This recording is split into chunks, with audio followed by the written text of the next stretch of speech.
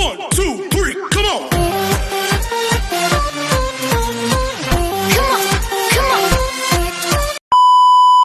Hello beautiful people! Welcome back to my channel. This is your Mama Sam. Hola mga amigo, amiga, kumare at kumpare. Kamusta kayong lahat? Sana lahat po kayo ay okay at safe ngayong araw na ito. At syempre, kung ako naman ang tatanungin nyo, nakikita naman ninyo ang beauty ng Mama Sam ninyo. Fresh overload pa rin, di ba? Ganyan talaga kapag umiinom ka ng maraming vitamin C plus kumakain ka ng maraming banana. Dahil sa banana, mas nakakaloka ang ganda ng Mama Sam ninyo. Charot! So, kamusta naman kayong lahat? Sana lahat kayo ay okay na okay ngayong araw ng Saturday. So, happy Saturday sa atin lahat ng bonggang-bongga. At hindi lang yan, syempre. Gusto ko rin magpasalamat sa walang sawang tumatangkilik dito sa Mama Sam Vlog.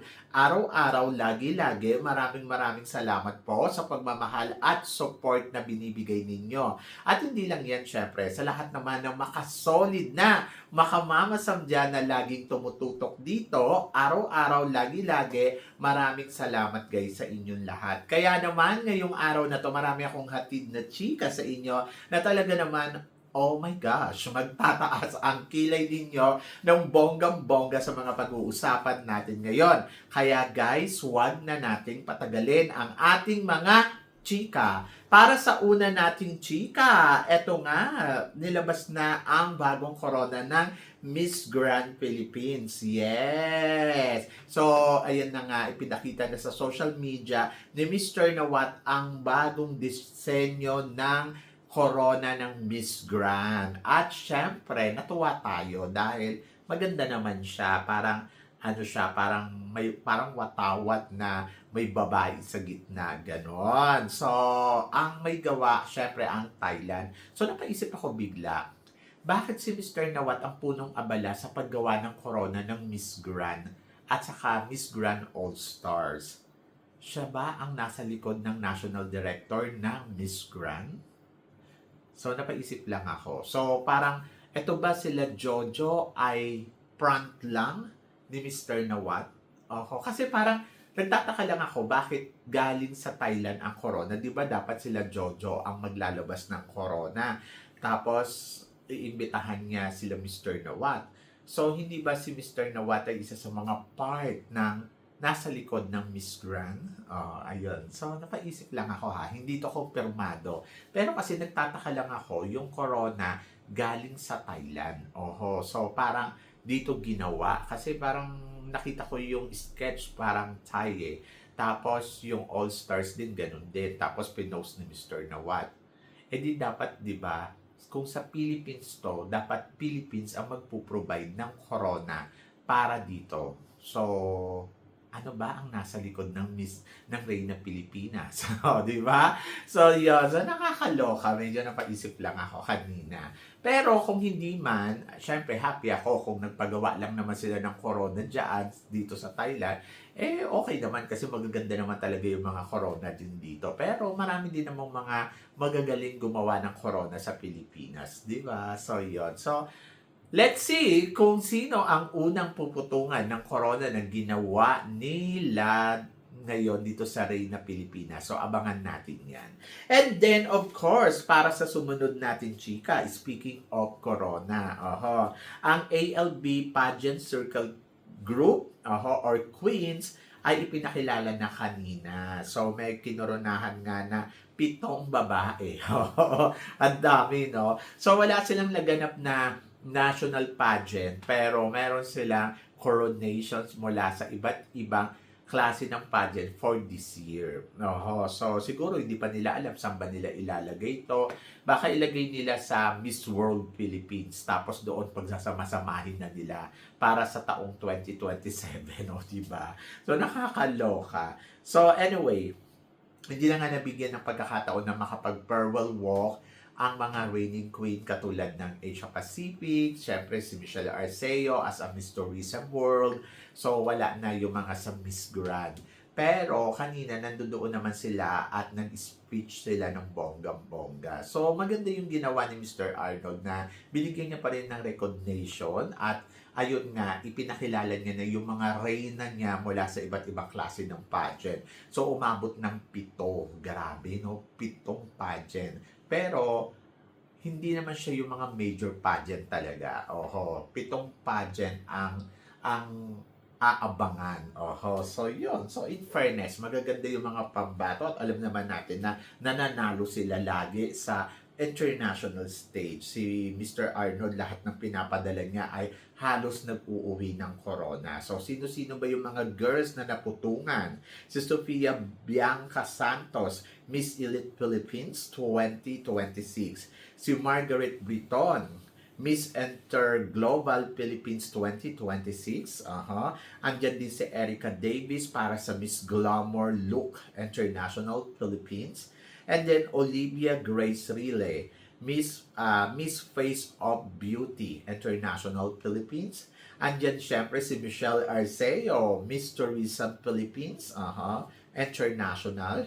And then of course si Gabrielle Galapia, Miss Asia Pacific International.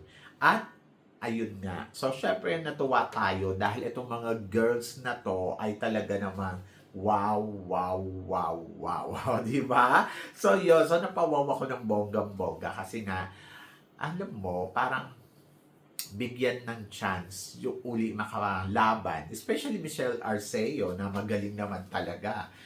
Kanina, nagpakitang gilas si Michelle in terms of communication skills. Talagang panalo talaga yung communication skills ni Michelle Arceo.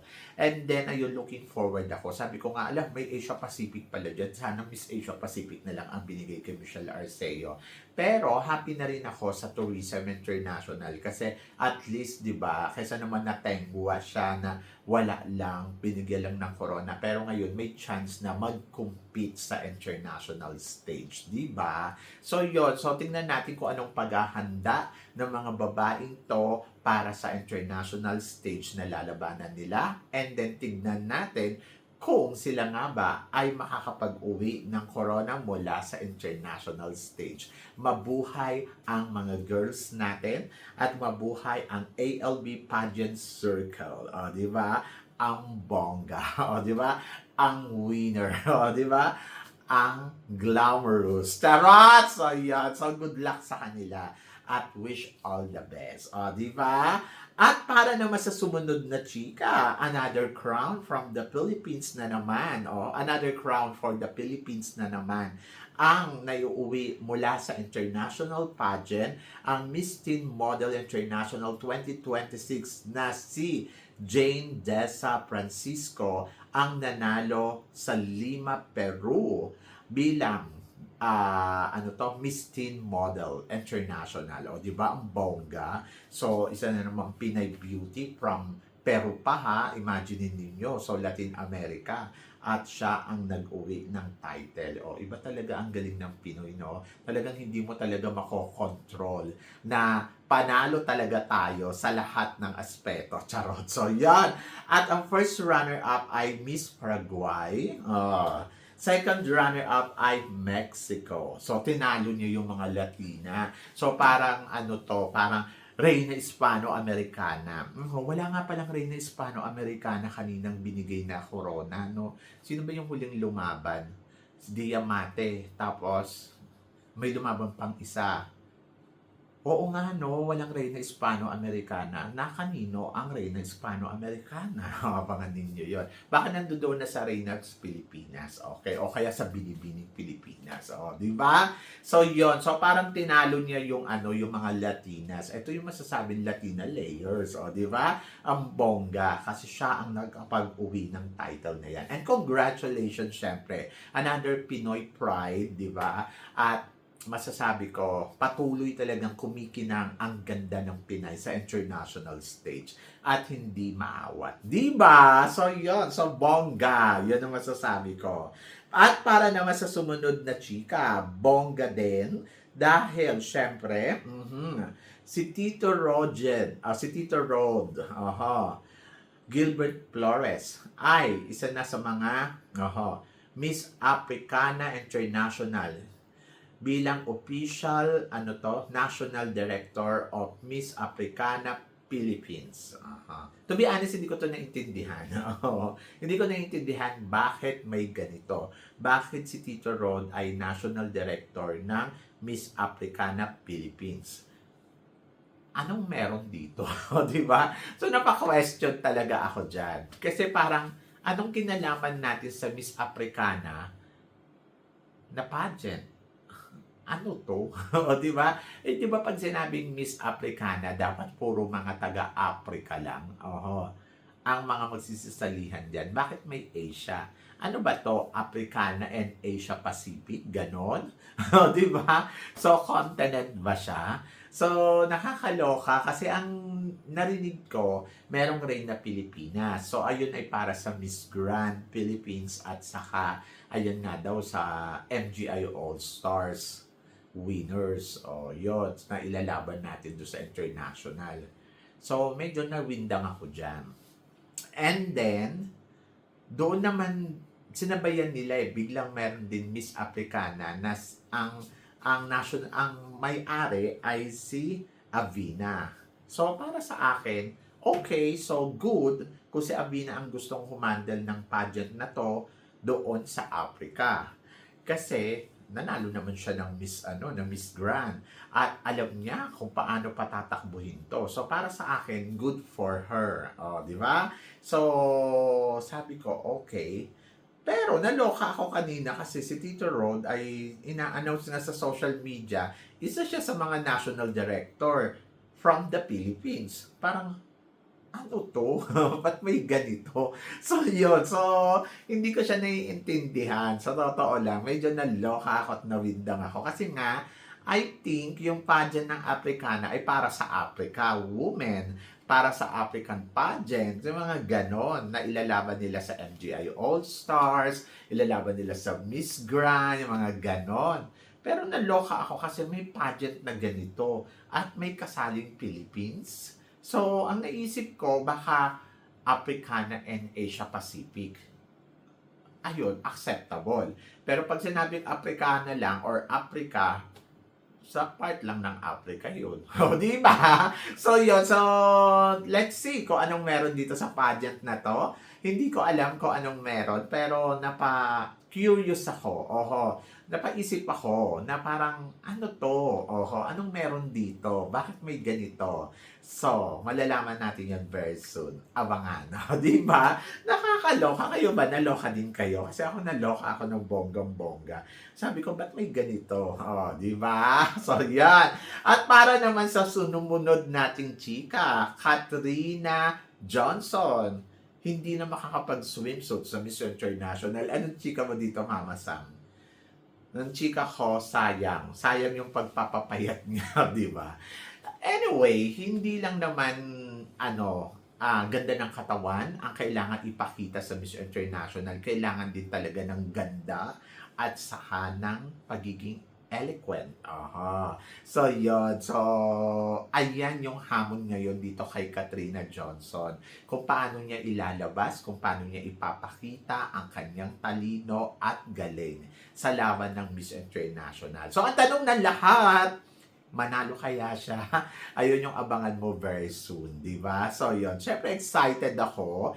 Excited ako sa ipapakita ni Katrina Johnson sa entablado na Miss International. Excited din ako kung siya nga ba ang makakapag-uwi ng ikapitong corona ng International para sa ating bansa. Di ba? Ikapitong Filipina Beauty Queens na makakapagsuot ng Miss International crown. O, yan yung abangan natin. So, parang feeling ko, matagal-tagal yung hinintay niya kung noong nakaraang taon ay nag-fourth runner-up tayo, baka naman this time, hindi lang fourth runner-up ang marating natin, kundi title. O, diba? So, yun. So, I'm so excited for her. At looking forward ako kung ano ang ipapakita ng ating pambato na si Katrina Johnson sa Miss International 2026. Ikaw ba excited ka? Dapat ma-excite ka. So, yon. At laban. Diba? So, yon. At para naman sa sumunod nating chika, eto nga, Mr. Arnold, may pinaringgan. So, sa speech ni Mr. Arnold kanina, naging maintriga dahil meron siyang pinaparinggan ba dito sa kanyang statement. Oo. Kasi sinabi niya, in all my year of mentoring my queens, I have asked for nothing. In return. Hindi daw siya humihingi ng kahit ano. And then, all I ask is a little respect and courtesy. So, alam naman natin kung ano ang nangyayari ngayon sa sitwasyon ni Mr. Arnold about Miss Grand, di ba? So, kaya nagkaroon ng agam-agam yung mga tao na baka si Emma Tiglao ang pinaparinggan niya saka si CJ Opiasa kasi itong dalawang queens na to ay under for Mr. Arnold at nanalo silang Miss Grand International dahil sumali sila sa under ni Arnold, di ba? So, yon. So, nagkaroon tuloy ng ng konting agam-agam ang mga tao na ang sinasabi nila ay baka si Emma Tiglao at si CJ Opiasa ang pinaparinggan ni Mr. Arnold dahil nga, di ba, ito ang nangyayari sa paghiwalay ng MGI Philippines sa bagong ngayon, Reyna Pilipinas na kung saan ay ang national director ay si Emma Tiglao mismo kung saan siya ang Miss Grand International title at Miss Grand Philippines 2025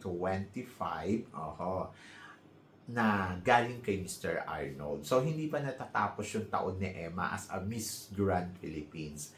And then, ayun nga, parang biglang siya yung sumalo ng pagiging national director ng Pilipinas ng MGI. So, syempre, sa part ni Mr. Arnold, alam natin na nasaktan siya, alam natin na very offensive para sa kanya yung nangyayari. Kumbaga parang hindi mo may iwasan kung makapagsalita siya ng ganito, di ba? So, hindi ko lang ma-confirm kung sino ba yung pinaparinggan niya kasi hindi naman pinangalanan. Ano-ano lang yung mga tao. Ay baka si Emma to at baka si CJ Opiasa. So, ano ba yung reaction ko dyan?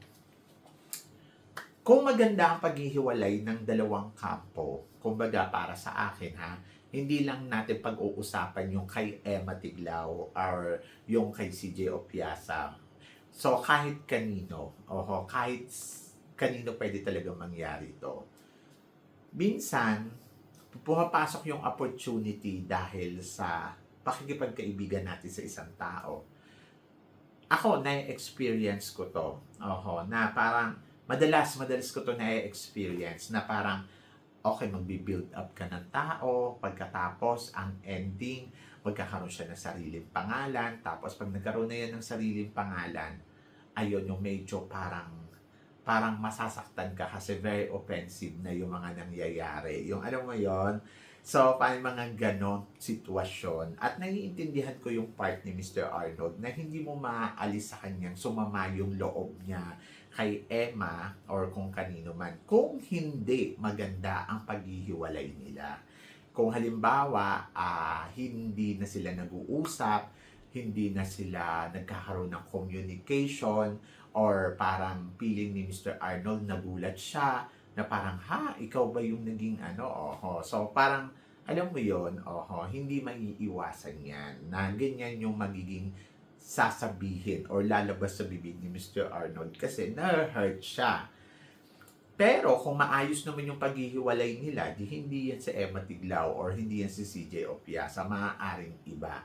Ako, sa pagkakakilala ko sa dalawang Reyna, in fairness naman sa dalawa, they are nice person, approachable. So, wala naman ako nakikitang hindi maganda sa kanila. Kasi, lalo na kay CJ Opiasa talaga na parang kilala natin na from the beginning pa lang ay very humble. So, ganun din si Emma Tiglao. Humble din, madaling kausap. So, I hope na kung meron man silang mga ganitong pinagdadaanan ay sana mapag-usapan nila ng maayos. Sana ito ay masettle nila, maghiwalay sila ng maganda. Naalala ko tuloy yung sabi yung sa Miss Universe na I hope na matapos yung reigning mo na naghiwalay tayo ng maayos at maganda. Di ba? Sabi niya kay Pia Words ba? So, ganun din yung kay Mr. Arnold at saka kay Emma Tiglao at kay CJ Opiasa. maghiwalay sila ng maayos at tama. Kung piling nila Emma at CJ hindi pa nila nakakausap si Mr. Arnold, mas maganda siguro na bisitahin nila sa office ni Mr. Arnold, kausapin nila, magkaroon sila ng connection sa isa't isa. Kasi at the end of the story, maganda pa din yung kung saan ka galing, lagi mo pa rin siyang tatanawin, maganda man siya or hindi. Di ba? So, yon. Kasi, sabi ng ganon, ang hindi marunong lumingon sa pinanggalingan ay di makakarating sa paroroonan. No? May kasabihan tayo. And I hope na sana maayos nila to, magkaisa, di ba? So, yon. Para sa ikabubuti. Siyempre si Mr. Arnold parang ama-amahan na rin nila yan na parang siguro sumama yung loob. Hindi kasi natin alam kung ano yung behind, di ba? So, ang alam lang natin yung nasa harapan, kung ano yung nangyayari. Kaya mahirap din talaga magsalita. Pero dito kasi sa pinaparinig ni Mr. Arnold, obviously naman na parang hindi ko maktumbok kung sila ba ito, pero kung sila man to, I hope na sana ay mabisita nila at makausap nila ng maayos. So, yun lang yung akin, ha? So, yun. So, good luck and wish all the best. Diba? So, yun. Kasi, syempre, para mas bumongga, mas panalo, mas, alam mo yun, mas winner, di ba? So, yon. At para naman sa sumunod natin, chika, eto na nga, kinoronahan na kanina ang bagong Miss Global Philippines na wala nang iba kundi si Jeveline Lorejo. Oho. So, ayan na nga. So, nakuha na ni Miss Davao ang corona ng Miss Global at kumpirmado na nga na hindi na ito si Valerie West ang magko-compete sa Miss Global 2026. Okay. So, yon. So, medyo nakakalungkot, syempre. Para sa akin, si Valerie West ay isa sa mga maganda, mabait, at matalino na kandidatang na-meet ko sa mundo ng pageantry. In fairness naman sa kanya, naniniwala ako sa kasabihan na taas noo ka lagi basta wala kang natatapakan na tao. So, yon. At maniwala ka at magtiwala ka sa sarili mo, Valerie West, may plano sa'yo ang Diyos. So, yon. So, mayroon siyang magandang ibibigay sa'yo more than pa sa corona ng Miss Global. At dito naman syempre sa bagong reyna na pinutungan ng corona, ang wish ko ay sana ay maitagumpay mo ang laban ng Pilipinas sa Miss Global 2026. It's not only about the title, it's about the determination, work hard, and let's see in the future kung ano ang kahihinatnan ng laban niya sa Miss Global 2026 na gagawin nga dito sa Bangkok, Thailand. But for now, congratulations, syempre, kay Jeveline. Jeveline.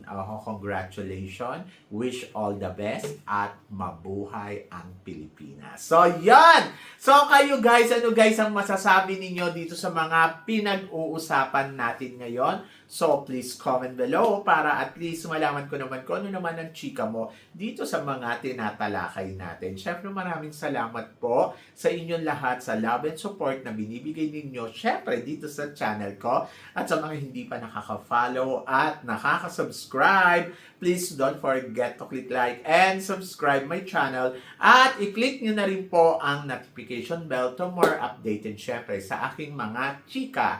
Sabi ng ganon, always keep smiling and laban lang. So guys, hanggang dito na lang. Hanggang sa muli nating chikahan. See you tomorrow. Thank you guys.